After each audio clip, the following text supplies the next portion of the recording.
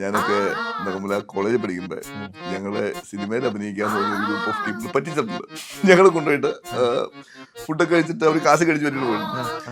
അപ്പൊ അന്ന് പോയപ്പോ പപ്പ പറഞ്ഞ് മിക്കവാറും ഒരു കിഡ്നി എടുക്കാൻ കൊണ്ടുപോകുന്നതായിരിക്കും, അല്ലാതെ ഇവരെ സിനിമയിൽ അഭിനയിക്കാൻ പിടിച്ചുകൊണ്ടുകൊണ്ട് കാര്യമില്ല എന്ന് പറഞ്ഞ രീതിയാണ് പപ്പയുടെ ഒക്കെ. മമ്മിക്ക് ഇത് അത്ഭുതമാണ്. ഇത് ചേട്ടനോട് പറഞ്ഞിരുന്നോ ഈ സംഭവം? ചേട്ടനൊക്കെ അത്ര സിമ്പിളും ജെന്യൂനും. ഞാനൊക്കെ പറഞ്ഞിട്ടുണ്ടെങ്കിൽ എന്നെ കെട്ടിപ്പിടിച്ച് ഉമ്മയൊക്കെ തരും. അത്ര ഭയങ്കര സ്നേഹമാണ് അദ്ദേഹത്തിന്റെ കൂടെ നിൽക്കുമ്പോ. നമുക്ക് അങ്ങനെ ഒരു എന്താണ് ശുദ്ധ മനുഷ്യൻ എന്നൊക്കെ പറയൂലോ, ഒരു പച്ചയായ ശുദ്ധ മനുഷ്യൻ. അതൊക്കെ ചോദിക്കേണ്ടി വരും. എനിക്കങ്ങനെ അറിയത്തില്ല. അവരതിന്റെ എഴുത്തിലും അതിന്റെ ബാക്കിയുള്ള പരിപാടികളിലും ഒക്കെയാണ്.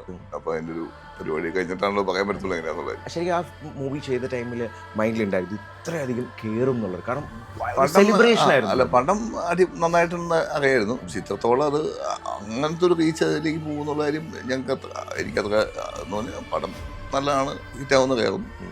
ഇങ്ങനത്തെ ഒരു ഭൂമിയിലേക്ക് വേറെ ലെവൽ സംഭവം 8-10 പ്രാവശ്യം കഴിച്ചത് റീവാച്ച് ചെയ്യുക ഭയങ്കര അത്ഭുതമായിരുന്നു. ഭയങ്കര സന്തോഷമായിരുന്നു. ശരിക്കും എനിക്ക് റിസംബ്ലൻസ് കാണുന്നു. അയ്യോ, അത് തിലകൻ ചേട്ടന്റെ ഭയങ്കര ഡിറ്റോ കോപ്പി എന്നൊക്കെ പറയണം. ശരിക്കും ചില സീൻസ് കൂടി ഞെട്ടനൊക്കെ നമ്മുടെ നമ്മുടെ അക്കരെ സിനിമയ്ക്കകത്ത് മറ്റേ CID എന്നൊക്കെ പറയുമ്പോൾ ഞെട്ടുണ്ടല്ലോ. അങ്ങനെ കുറെ പ്രാവശ്യം നമ്മൾ വളരെ അടുത്തിരുന്നിട്ട് ഞെട്ട് കണ്ടു. അപ്പൊ ഞാന് ഇത് തന്നെയല്ലേ അത് താനെ ഇങ്ങനെ മനസ്സിൽ പോകണ്ടാകും.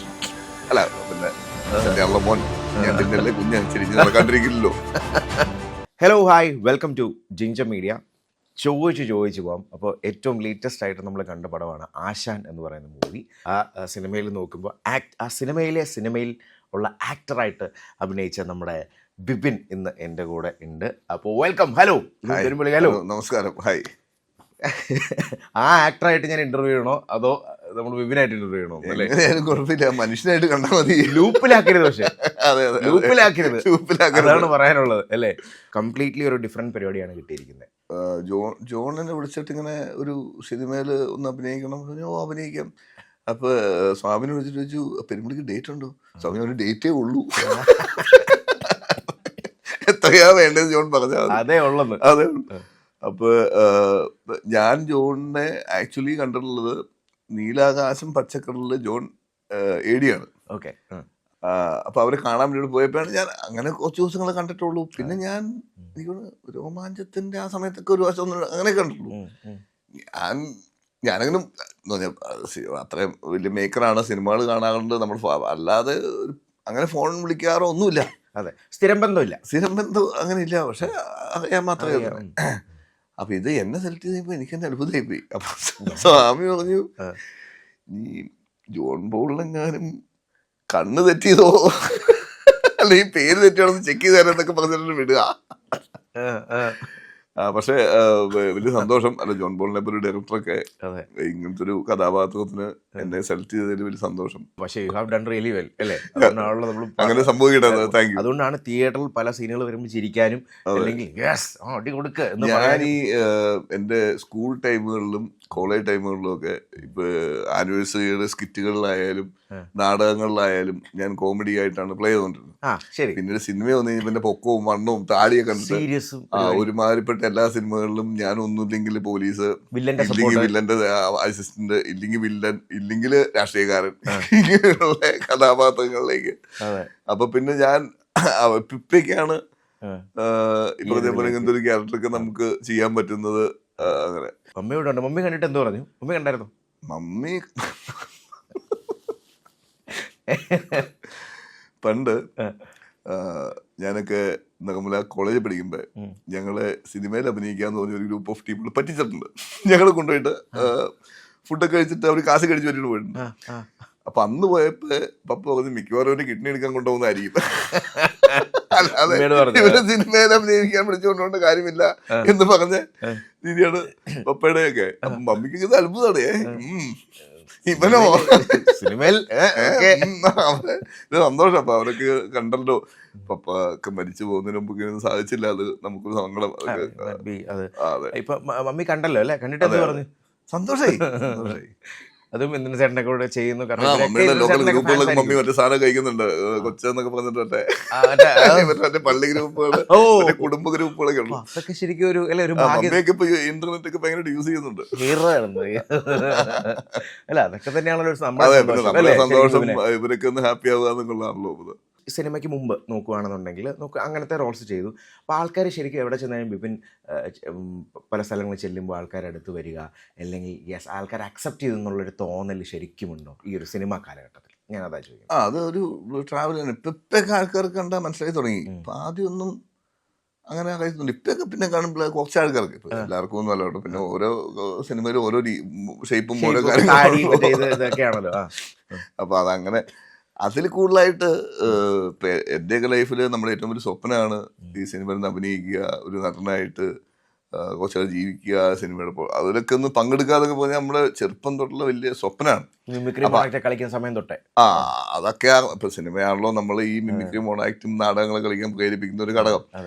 അപ്പൊ ഇതിലേക്ക് എത്തിപ്പെടൂ, ഇതൊക്കെ ചെയ്യും, ഇത് തന്നെ വലിയൊരു സംഭവമാണ് എൻ്റെയൊക്കെ ലൈഫിൽ. അത് ഇങ്ങനെ ഇരിക്കാൻ പറ്റുന്നതും നിങ്ങൾ ചോദിക്കുന്നതും നമുക്ക് ഇവരെയൊക്കെ കാണാം. ഇപ്പൊ ഞാൻ എൻ്റെ ലൈഫിൽ ഒരിക്കലും ഇവർ നേരിട്ട് കാണുന്ന ഒരു സ്വപ്നത്തിൽ പോകണം കണ്ടുള്ള മനുഷ്യനല്ല. എനിക്ക് ഒരു MBA കഴിയുന്നവരൊക്കെ എനിക്ക് അറിയത്തില്ല ഇങ്ങനെ സംഭവം ലൈഫിൽ സംഭവിക്കുന്നു.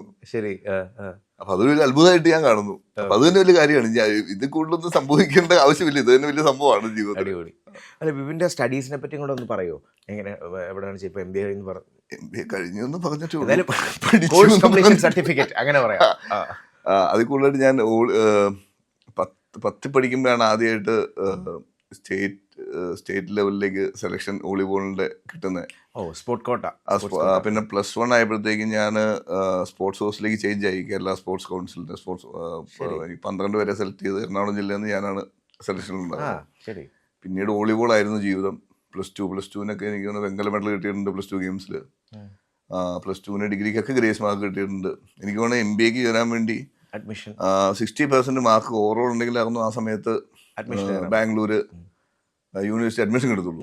അങ്ങനെ എനിക്ക് കിട്ടിയ 60 മാർക്ക് ഗ്രേസ് മാർക്ക് കൂടി ചേർത്ത് വെച്ചിട്ടാണ് കൃത്യം 60 മാർക്ക് ഗ്രേസ് മാർക്കിൽ ഞാൻ MBA പഠിക്കാൻ പോകുന്നത്. അങ്ങനെ ഒരു ബാംഗ്ലൂർ.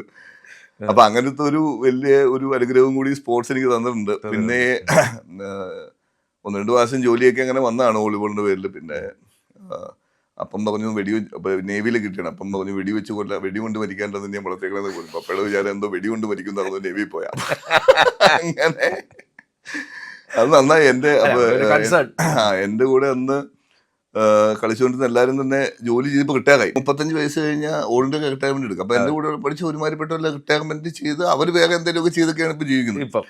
അപ്പൊ ആ സമയത്തൊക്കെ ജോലി കിട്ടാത്തതിന്റെ പേരിലും പിന്നീട് MBA കഴിഞ്ഞിട്ട് നമുക്ക് MBA അത്രയ്ക്കുള്ള കഴിവൊക്കെ ഉണ്ടാകുന്നുള്ളൂ പഠിക്കാൻ. ഞാൻ ടി ജോൺ കോളേജ് ബാംഗ്ലൂർ ബെന്നാക്കണ്ട. അപ്പൊ അവിടെ ചെന്നപ്പോഴും പിന്നെ നമ്മൾ ഈ ഡിഗ്രി കഴിഞ്ഞ് ആർട്സ് കോളേജൊക്കെയാണല്ലോ പോകുന്നത് അതിൻ്റെ ആയിട്ടുള്ള.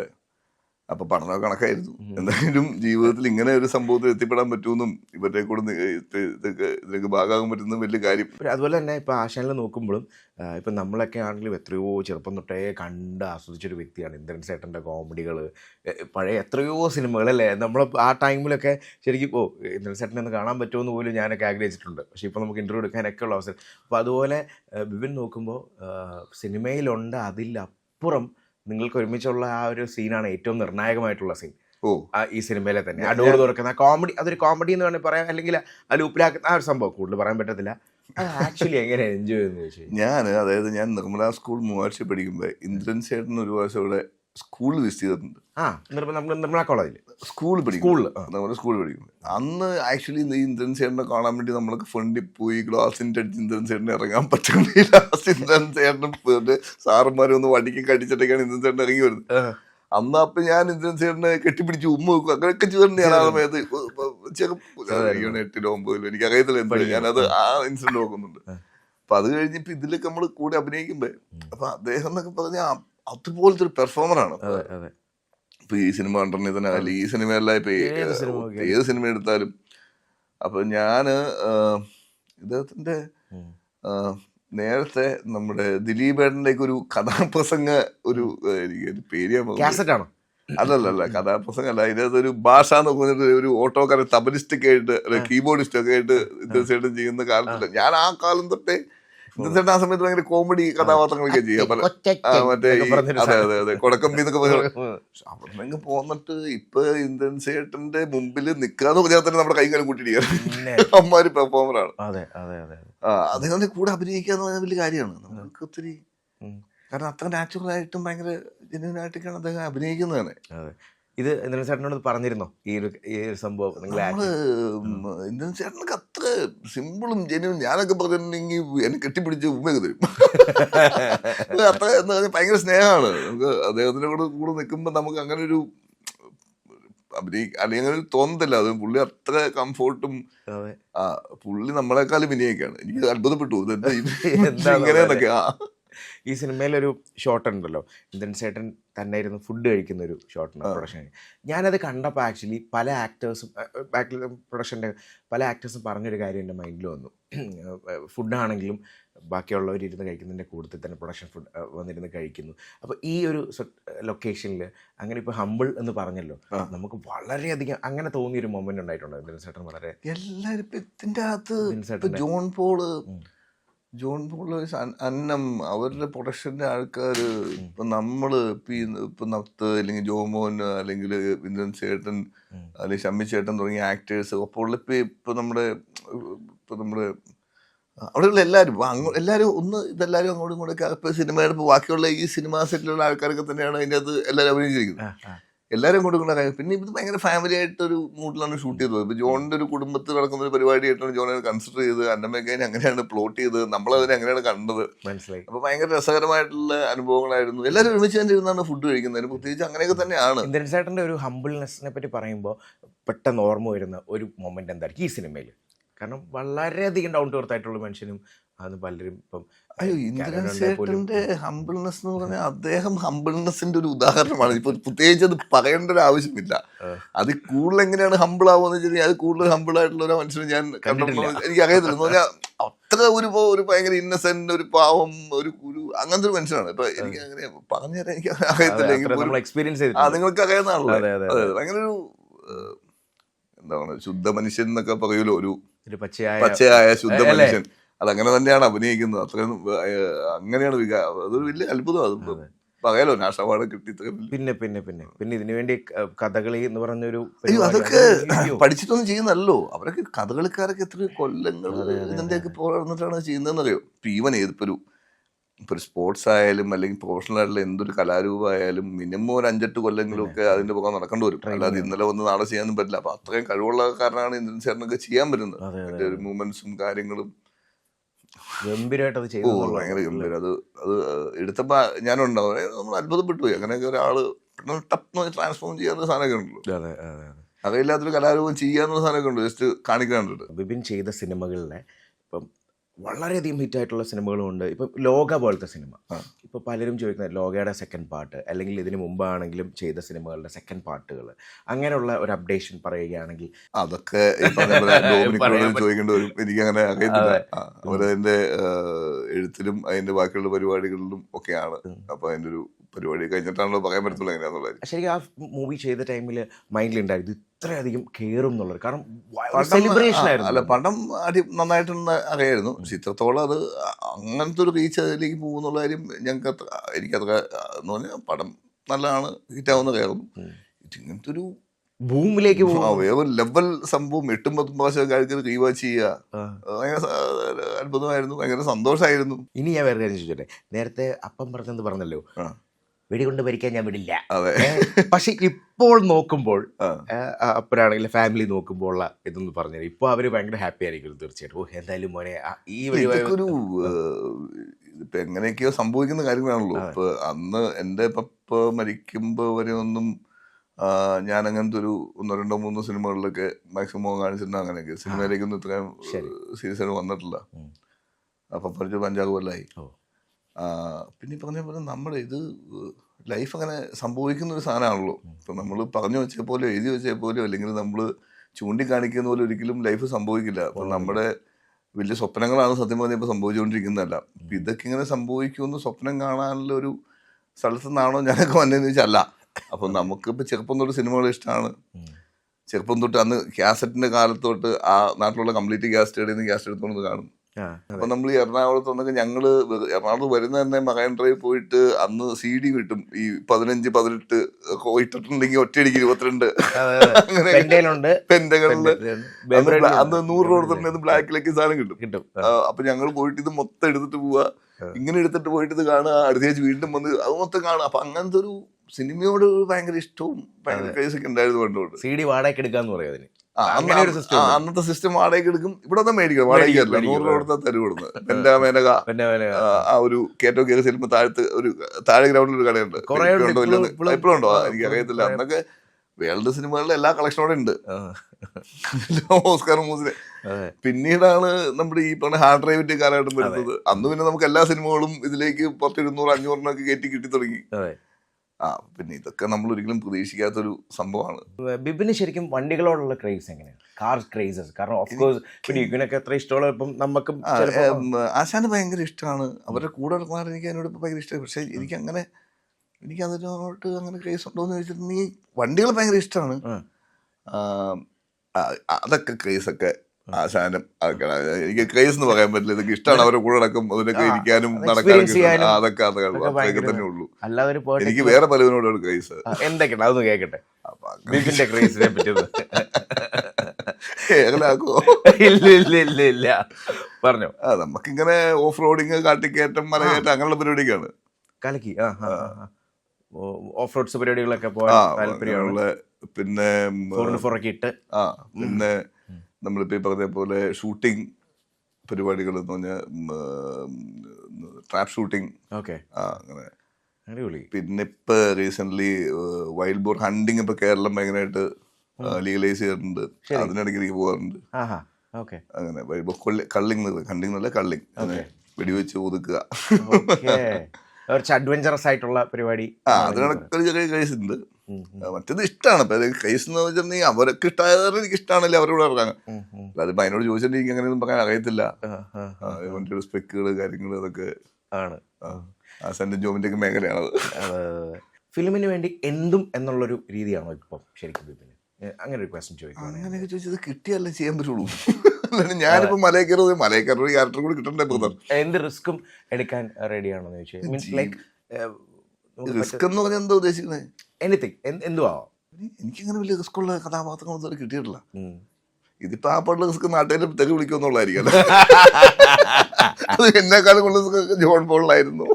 ഇതിലിപ്പോ കൂടുതൽ പറയാൻ പറ്റില്ല, എങ്കിലും ഞാൻ ചോദിക്കുക. ഇതിൽ കുറെ കിടിലം സീൻസ് ഉണ്ട് കേട്ടോ, ചിരിക്കാൻ പറ്റുന്ന. ആ കാരവനിലെ സീനൊക്കെ ഉണ്ടല്ലോ, അതെ അതെ അതെ, കൂടുതൽ ചോദിക്കാൻ പറ്റത്തില്ല, എന്നാലും ഞാൻ ചോദിക്കുക. അത് ആ ഷൂട്ട് ചെയ്ത് കഴിഞ്ഞപ്പോൾ കിട്ടിയ ഒരു കിക്ക് ഉണ്ടല്ലോ, അതൊന്ന് പറയാമോ? അപ്പൊ ഇതൊക്കെ ജോൺ പോൾ ചോദിക്കണ്ട. അതെ അതെ തീർച്ചയായിട്ടും. ഇത് ബേസിക്കലി ഇപ്പൊ ബോബി ചേട്ടനെ പോലൊരു ആക്ടർ അപ്പൊ അവിടെ നിന്ന് ആ സീനിൽ അഭിനയിക്കുക വലിയ കാര്യം. ഭയങ്കര പെർഫോമറാണ്. ഇവർക്ക് വലിയ പെർഫോമൻസ് ആണ്. ഇവരുടെ കൂടെ സാധനം ചെയ്തെടുക്കുക എന്നുള്ളതാണ് എന്നെ സംബന്ധിച്ച് ഏറ്റവും വലിയ ചലഞ്ച്. ആ ഒരു കഥാപാത്രം അങ്ങനെ ആയി കിട്ടുള്ളൂ. ഇവർക്ക് ആക്ഷൻ പറഞ്ഞാൽ അങ്ങനെയാണ്. അപ്പൊ നമ്മുടെ ഏറ്റവും വലിയ പ്രശ്നം ഇവരുടെ കൂടെ ഇപ്പൊ ഷമ്മിച്ചേട്ടനായിക്കോട്ടെ, ശോഭിച്ചേട്ടനായിക്കോട്ടെ ഭയങ്കര പെർഫോമറാണ്. ഇന്ദ്രൻ സേട്ടന് ഒടുക്കത്തെ പെർഫോമൻസ്. എന്റെ ബാക്കിൽ കൂടെ പയ്യൻ വരെ ഒടുക്കത്തെ പെർഫോമൻസ് ആണ്. ഒരു ശിങ്കാരി എന്ന് പറയുന്നത് അവന് ഫുൾ ടൈം റിയാക്ഷൻസ് മാത്രമേ. അപ്പൊ ഇവരുടെ കൂടെ നിൽക്കാൻ തന്നെ ഞാൻ വളരെ കഷ്ടപ്പെട്ടാണ് നിന്നത്. അപ്പൊ ഇത് അല്ല, അതങ്ങനെ നിങ്ങൾക്ക് ഇഷ്ടപ്പെടുന്നു എന്ന് പറയുമ്പോ വലിയ സന്തോഷമുണ്ടോ? പിന്നെ തീർച്ചയായിട്ടും അങ്ങനെ ആവട്ടെ. അതുപോലെ ശോഭിച്ചേട്ടന്റെ എസ്പെഷ്യലി പറയുമ്പം ശോഭിച്ചേട്ടൻ ശരിക്കും എനിക്ക് ആ റിസംബ്ലൻസ് കാണുന്നു. അയ്യോ, അത് തിലകൻ ചേട്ടന്റെ ഭയങ്കര ഡിറ്റോ കോപ്പി എന്നൊക്കെ വേണമെങ്കിൽ പറയാട്ടോ. ശരിക്കും ചില സീൻസ് പുള്ളി ഞെട്ടനെയൊക്കെ നമ്മുടെ നമ്മുടെ അക്കരെ സിനിമയ്ക്കകത്ത് മറ്റേ CID എന്നൊക്കെ പറയുമ്പോൾ ഞെട്ടുണ്ടല്ലോ. അങ്ങനെ കുറെ പ്രാവശ്യം നമ്മൾ വളരെ അടുത്തിരുന്നിട്ട് ഈ ഞെട്ട് കണ്ടു. അപ്പൊ ഞാൻ ഇത് തന്നെയല്ലേ അത് എന്നുള്ള താനെ ഇങ്ങനെ മനസ്സിൽ പോകണ്ടാകും. അല്ല പിന്നെ തന്നെയാണല്ലോ മോൻ, ഞണ്ടിന്റെ അല്ലേ കുഞ്ഞ് ചിരിഞ്ഞ് നടക്കാണ്ടിരിക്കില്ലല്ലോ. ആൻഡ് ഇതിൻ്റെ റെസ്പോൺസിൻ്റെ കാര്യങ്ങളൂടെ പറയൂ. കാരണം ആൾക്കാർ കണ്ടിട്ട് ഒരുപാട് ആക്ടേഴ്സ് ആയിട്ടുള്ളവരുണ്ടാവും, അല്ലെങ്കിൽ ഫ്രണ്ട്സ് ആയിട്ടുള്ളവരുണ്ടാവും. ഇങ്ങനെ ഒരു സംഭവം ഇവനെ ഡിഫറെൻ്റ് ആയിട്ടാണ് നമ്മൾ കണ്ടത്. ഇത് കിടിലും ഒരുപാട് റെസ്പോൺസുകൾ വരുന്നുണ്ടാവും. കണ്ടിട്ട് ജെന്യുവനായിട്ട് പറയും. അതിനെപ്പറ്റി സന്തോഷം. അതപ്പോൾ ഒന്ന് ഇങ്ങനത്തെ ഒരു കഥാപാത്രം ഞാൻ അവതരിപ്പിക്കുന്ന ഇവർക്ക് വലിയ വിശ്വാസമൊന്നും ഇല്ല. പക്ഷേ ഗംഭീരമായിട്ട് വന്നു കേട്ടോ. അല്ല, അതൊക്കെ ഞാൻ നമുക്കൊരു കഥാപാത്രം കിട്ടുമ്പോഴാണല്ലോ അത് പെർഫോം ചെയ്യാൻ പറ്റത്തുള്ളൂ. അതെ, കൂടുതലും സിനിമകളിൽ അഭിനയിക്കുമ്പോൾ അഭിനയിക്കേണ്ട മര്യാദയ്ക്ക് സൈഡിൽ നിൽക്കണ എന്നാ പറയാറ്. ഇച്ചിരി ഒരുപടി ഓവർ ആവുകയും ചെയ്യാം. അതെ അതെ. അപ്പൊ അതൊക്കെ വലിയ എക്സ്പീരിയൻസ്, സന്തോഷം ഇങ്ങനെയൊക്കെ സംഭവിച്ചല്ലോ ജീവിതത്തിൽ. എന്റെ മുഖത്തിന് വരും വേറൊരാളുടെ മുഖം ജോൺ പോൾ തെളിഞ്ഞെന്ന് ആലോചിച്ചു. അപ്പൊ ഇനി നെക്സ്റ്റ് പരിപാടികളെ കൂടെ ഒന്ന് പറയൂ. നെക്സ്റ്റ് പരിപാടി അടുത്ത സ്ഥലത്തേക്ക് പോവാ, ചായ കുടിക്കുക, അതൊക്കെ തന്നെ. ഫിലിം പരിപാടികൾ? ഫിലിം പരിപാടി ഇനിയിപ്പോൾ അടുത്തത് ആരും വിളിച്ചിട്ടൊന്നുമില്ല. ഇനിയിപ്പോൾ ഏതാ വരുന്നത് നോക്കിയിട്ട് നമുക്ക് നോക്കാം എങ്ങനെയാവും എന്താവും എന്നുള്ള കാര്യങ്ങളൊക്കെ. എൻ്റെ അടുത്ത് 2-3 ക്വസ്റ്റ്യൻസ്. ബിബിനാണ് വരുന്നത് പറഞ്ഞപ്പോൾ 2-3 ക്വസ്റ്റ്യൻ.